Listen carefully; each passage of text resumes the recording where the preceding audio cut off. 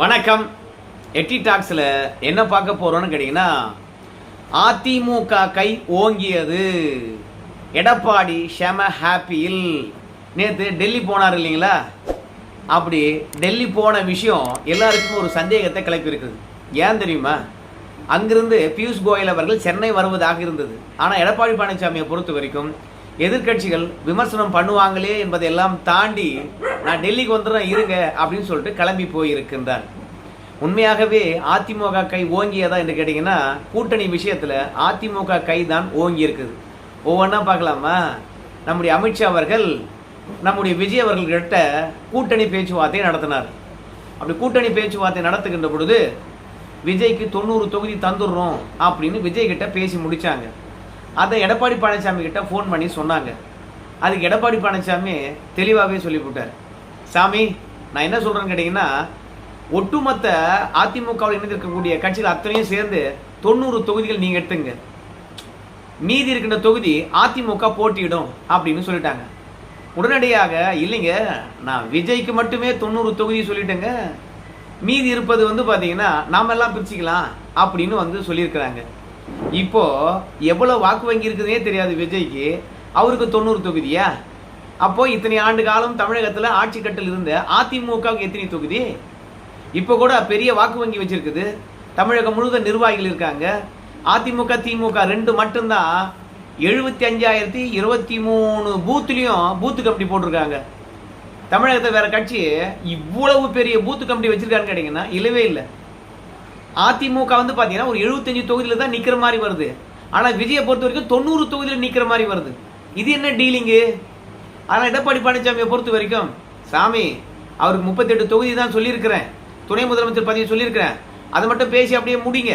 அதை தாண்டி பெருசாக பார்த்தீங்கன்னா கூட்டணி பேச்சுவார்த்தைகளை சொல்லிட்டு தொகுதிகளை அள்ளி கொடுத்துருவார் எடப்பாடி பழனிசாமி அப்படின்னு சொல்லிட்டு உறுதிமொழி அளிக்காதீங்க, அது தவறு அப்படின்னு சொல்லிட்டு எடப்பாடி பழனிசாமி அமித்ஷாவுக்கு தகவல் தந்திருக்கின்றார்.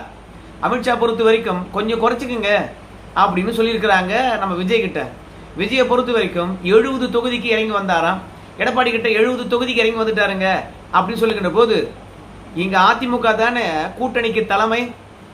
நான் தொகுதி உடன்பாடு பற்றி பேசணுமா இல்லை நீங்க தொகுதி உடன்பாடு பற்றி பேசணுமா? விஜய் உங்களுக்கு கூட்டணியில் வேணும்னா நீங்க வச்சு தேர்தலை சந்திக்குங்க. ஆனா நான் பாஜக கூட்டணியிலும் இல்லை, தவேக கூட்டணியிலும் இல்லை. நான் தவேகா கிட்ட கூட்டணி பேசாத ஆளுன்னு நினைச்சியா? உங்க கூட்டணிக்கு வரதுக்கு முன்பாக தவேகா கிட்ட நான் கூட்டணி பேசியிருக்கேன். எவ்வளவு தொகுதி கொடுக்குறேன்னு சொன்னேன், அவங்க எவ்வளவு தொகுதி கேட்டாங்க அப்படின்ற விஷயத்துல கேட்டு பாருங்க. 117 தொகுதி எங்க கிட்ட பேரம் பேசினாங்க. கடைசியில இறங்கி 65 தொகுதிக்கு வந்தாங்க. அதுக்கே நான் ஒத்துக்கல. நீங்க என்னடான்னு கேட்டீங்கன்னா 70 தொகுதிக்கு இறங்கி விட்டாருன்னு சொல்றீங்க. அந்த கூட்டணி வேண்டாங்க, எப்படி வெற்றி பெறது அப்படின்னு சொல்லிட்டு எடப்பாடி பழனிசாமி கிட்ட கேட்டிருக்கின்றார். முதல்ல நம்மளை நம்புவோம், அதற்கு பிறகு விஜயை சேர்க்கலாமா இல்லை என்பதை பற்றி முதல்ல யோசிப்போம் அப்படின்னு எடப்பாடி பழனிசாமி சொல்லி இருக்கின்றார். ஏன்னா பாஜக அதிமுக சேர்ந்தால் வெற்றி பெற்று விடுவோம் அப்படின்னு சொல்லிட்டு தான் 2025 ஏப்ரல்ல என்ன கூட்டணிக்கு இழுத்தீங்க. ஆனா இன்னைக்கு விஜய் வந்தால் தான் வெற்றி பெற முடியும் என்று நீங்க எதை நினைச்சு இன்னைக்கு விஜய்க்கு தொகுதி அள்ளி கொடுக்கலான்னு சொல்றீங்க? ஏப்ரல்ல அதிமுக கூட்டணியில பாஜக இணைகின்ற போது என்ன சொன்னீங்க? பாராளுமன்ற தேர்தலில் பாஜகவுடன் எத்தனை கட்சிகள் இருந்தது? அத்தனை கட்சிகளுடன் அதிமுகவில் இருந்த கட்சிகளுடன் சேர்ந்துக்கிட்டு நம்ம தேர்தலை சந்திச்சோம்னா திமுகவை தோக்கடிச்சிடலாம் அப்படின்னு நீங்க சொன்னீங்க, அதானே? ஆனா இன்னைக்கு விஜய் வந்தா தான் ஜெயிக்க முடியும்னு சொன்னா என்ன அர்த்தம் அப்படின்னு சொல்லிட்டு எடப்பாடி பழனிசாமி கேட்க, அமித்ஷா பொறுத்த வரைக்கும் வாயை மூடிக்கிட்டாரு. ரெண்டாவது, பியூஷ் கோயல் அவர்களை நான் அனுப்பி வைக்கின்றேன், எவ்வளவு தொகுதி பாஜக மற்றும் பாஜகவுடன் இருக்கின்ற கட்சிகளுக்கு, பாஜகவுடன் இருக்கக்கூடிய கட்சிகளை பொறுத்த வரைக்கும் தாமரை சின்னத்தில் நிக்க வைக்க போறேன் அப்படின்னு அமித்ஷா சொன்னாரு. இதுக்கு பியூஷ் கோயல் அனுப்பி வைக்கிறேன் அப்படின்னு சொன்னாங்க. உடனே பியூஷ் கோயல் அவர்களை பொறுத்த வரைக்கும் இன்னைக்கு தான் வரதா இருந்தது.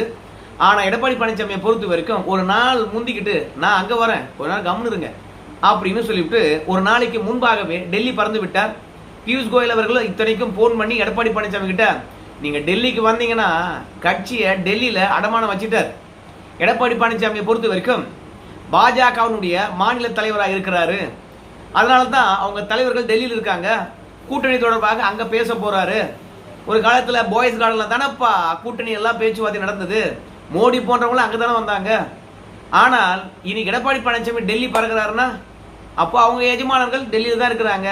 அப்படின்னு சொல்லிவிட்டு ஆளுமை இல்லாதவர் எடப்பாடி பழனிசாமி, அடிமையா இருக்கின்ற எடப்பாடி பழனிசாமி, பாஜகவுடைய கிளைக்கழகம் அதிமுக, தேர்தலுக்கு பிறகு அதுவும் இருக்காது என்று பன்னீர்செல்வம் விமர்சிக்கின்ற அளவுக்கு போயிடுதுங்க. அதனால டெல்லிக்கு வர வேணாம், நான் பார்த்துக்கிறேங்க அப்படின்னு வந்து பியூஷ் கோயல் அவர்கள் சொன்னார். உடனே எடப்பாடி பழனிசாமி பொறுத்த வரைக்கும் நான் அங்கே வரேன், மேட்ரை பேசி முடிக்கிறேன் அப்படின்னு சொல்லிவிட்டு எடப்பாடி பழனிசாமி டெல்லிக்கு கிளம்பி போயிட்டார். ஏன்னா எதிர்கட்சிகள் விமர்சனம் வைக்காம இருக்காது, அதற்காக அதிமுக கோட்டை விட்டுறக்கூடாது அப்படின்னு சொல்லிட்டு பியூஷ் கோயல் அவர்களை அமித்ஷா வீட்டில் இருங்க நான் வந்து சந்திக்கிறேன் அப்படின்னு சொல்லிட்டு டெல்லி போனார். எடப்பாடி பழனிசாமியை பொறுத்த வரைக்கும் இந்த முறை டெல்லிக்கு போற விஷயத்துல எந்த விதமான கூச்சமும் இல்லை, எந்த விதமான அச்சமும் இல்லை, ரெண்டாவது தயக்கமும் இல்லை. எதை வச்சு சொல்ற அப்படின்னு சொல்கின்ற போது டெல்லியில எப்போதுமே சரி பத்திரிகையாளர்களை சந்திக்க மாட்டார் எடப்பாடி பழனிசாமி. ஆனால் நேத்தே எடப்பாடி பழனிசாமி சொல்லிட்டாரு, நான் யாரை சந்திக்க வந்திருக்கணும் அவங்க எல்லாம் சந்தித்து விட்டு நாளைக்கு உங்களுக்கு பேட்டி அளிக்கின்றேன், நாளை பொறுத்துக்குங்க அப்படின்னு சொல்லிட்டு மகிழ்ச்சியாவே டெல்லிக்கு போனாருங்க. அங்க போன உடனே போன் பண்ணி அமித்ஷா கிட்ட சொல்லிட்டார், எத்தனை மணிக்கு நம்ம உட்காந்து பேசலாம் அப்படின்னு சொல்லிட்டு. அமித்ஷாவை பொறுத்த வரைக்கும் இரவு 9 மணிக்கு உட்காந்து பேசலாம் அப்படின்னு சொல்லிட்டு நேத்து முடிவெடுத்தாங்க. என்ன முடிவெடுத்துக்கிறாங்கன்ற விஷயமானது இன்னும் ஊடகத்தில் வரல, இந்த வீடியோ எடுக்கிற வரைக்கும். ஆனா எடப்பாடி பழனிசாமியை பொறுத்த வரைக்கும் எந்தெந்த கட்சிகளுக்கு எவ்வளவு தொகுதி நாங்க பிக்ஸ் பண்ணிட்டோம். எங்களை பொறுத்த வரைக்கும் 165 தொகுதியிலிருந்து 170 தொகுதி வரைக்கும் நாங்க போட்டியிட போறோம் அப்படின்னு வந்து அமித்ஷா கிட்ட எடப்பாடி பழனிசாமி சொல்ல போறதா ஊடகத்துல செய்தி வருதுங்க. ஆனா ஆக்சுவலா அது உண்மையா என்று கேட்கின்ற போது அது இல்லைங்க. 165 இருந்து 155 தொகுதி வரைக்கும் அதிமுக போட்டி போட போதுங்க. சென்ற முறை போட்டியிட்டதை விட குறைவாக போட்டியிட போறாங்க. ஆனால் ரெட்டலை சின்னத்தில் நமக்கு தெரிந்து நம்ம தமிழக அரசியல் களத்தில் 2026ல் 175 தொகுதிகளை ரெட்டலை நிற்பதுக்கான வாய்ப்பு இருக்குதுங்க. ஏன்னா இந்த பாரிவேந்தர் கட்சி ஒன்று இருக்கு இல்லைங்களா, அது ஒரு சீட்டு தராரா, ஜான் பாண்டியன் அவர்களுக்கு ஒரு சீட்டு தராங்களாம். அதே மாதிரி நம்முடைய வாசன் அவருக்கு ஒரு 4 சீட்டு தராங்க, அதுவும் தாமரை சின்னம் தானுங்க. அது மட்டும் இல்ல நம்ம டாக்டர் கிருஷ்ணசாமி அவர்கள் வந்தாலும் அதுலயும் தாமரை சின்னம் தானுங்க.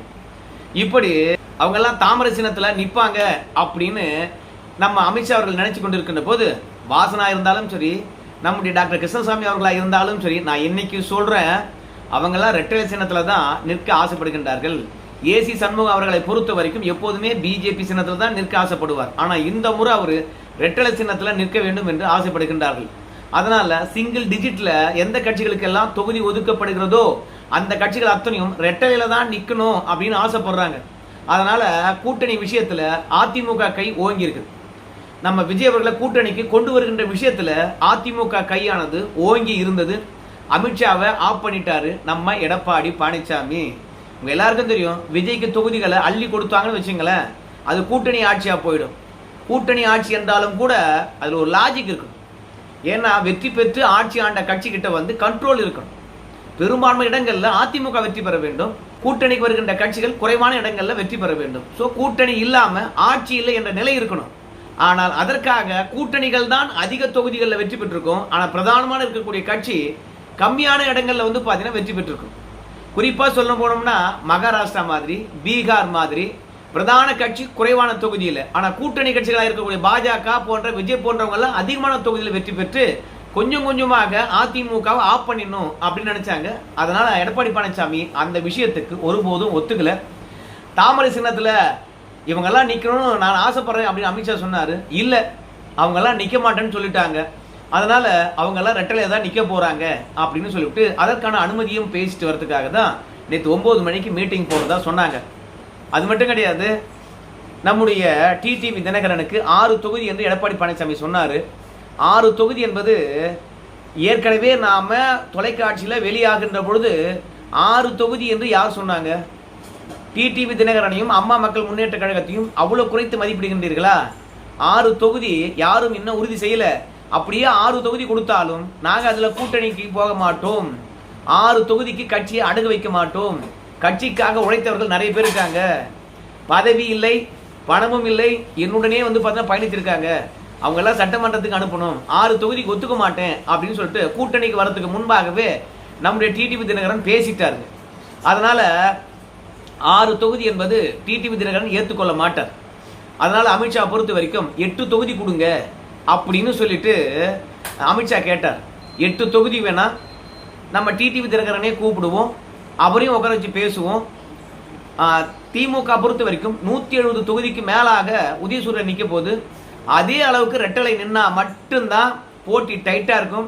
இல்லைன்னு வச்சுங்களேன், கூட்டணி கட்சிகள் அது சின்னத்தில் நின்னாங்கன்னு வச்சுங்களேன், அதை அள்ளிக்கிட்டு போயிடுவாங்க. அதனால அதிமுகவும் திமுகவும் இணையான தொகுதியில போட்டிடணும். அதுக்கு ஏத்த மாதிரி நம்ம டிடிவி தினகரன் எடுத்து சொல்லுவோம், அப்புறம் ஒத்துக்குவாரு அப்படின்னு சொல்லிட்டு 7 தொகுதி டிடிவி தினகரனுக்கு இறுதியாகிறது.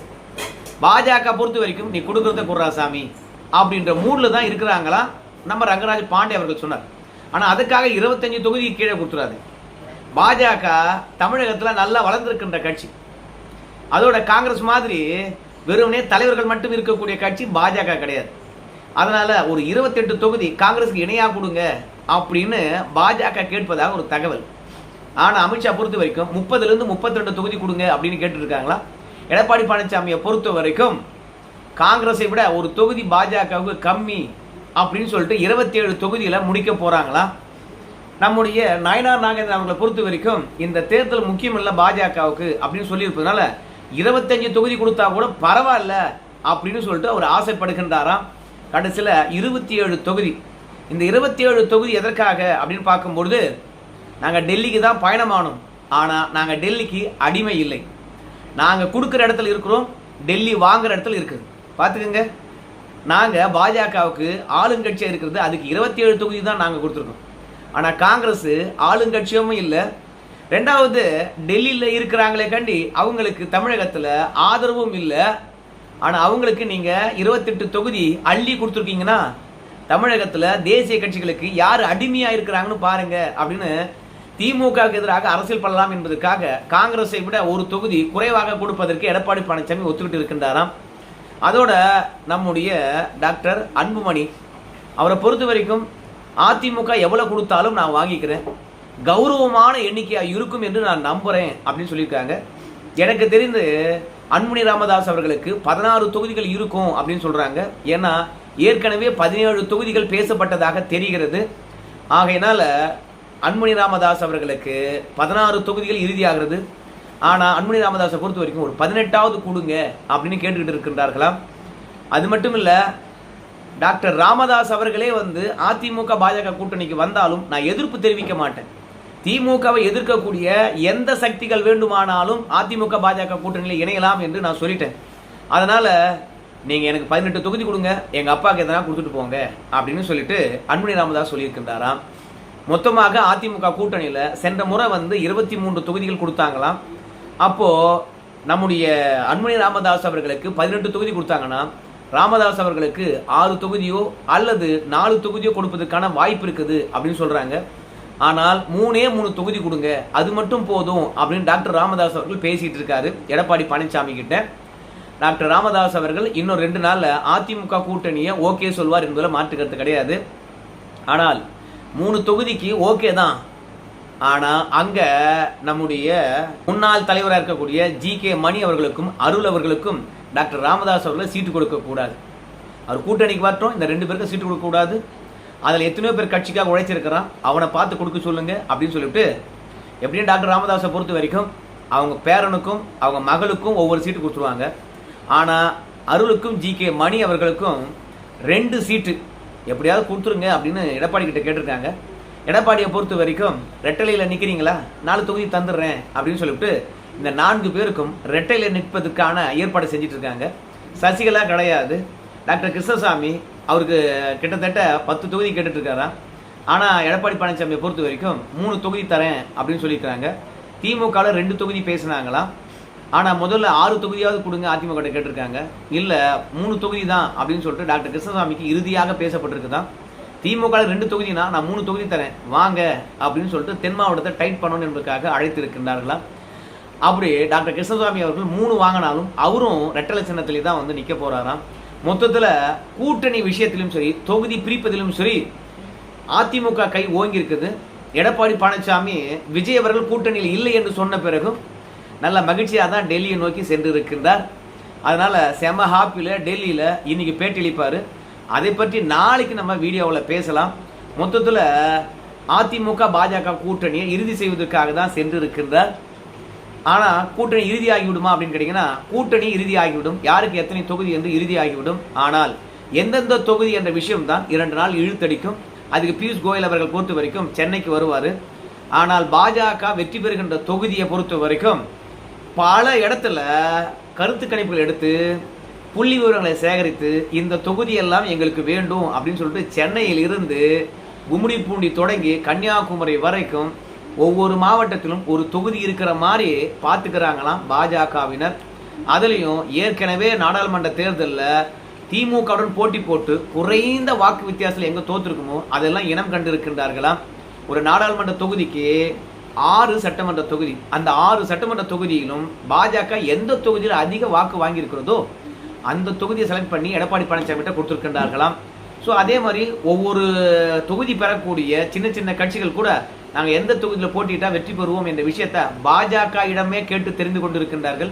ஸோ அவங்களுக்கான தொகுதியை இனம் காண்பதில் மட்டும்தான் கொஞ்சம் பிரச்சனை இருக்குது. அதையும் எடப்பாடி பழனிசாமி தரமாகவே செய்து முடிப்பார். யாருக்கு எவ்வளவு தொகுதி என்ற விஷயத்துல அதிமுக கை ஓங்கியிருக்குதா?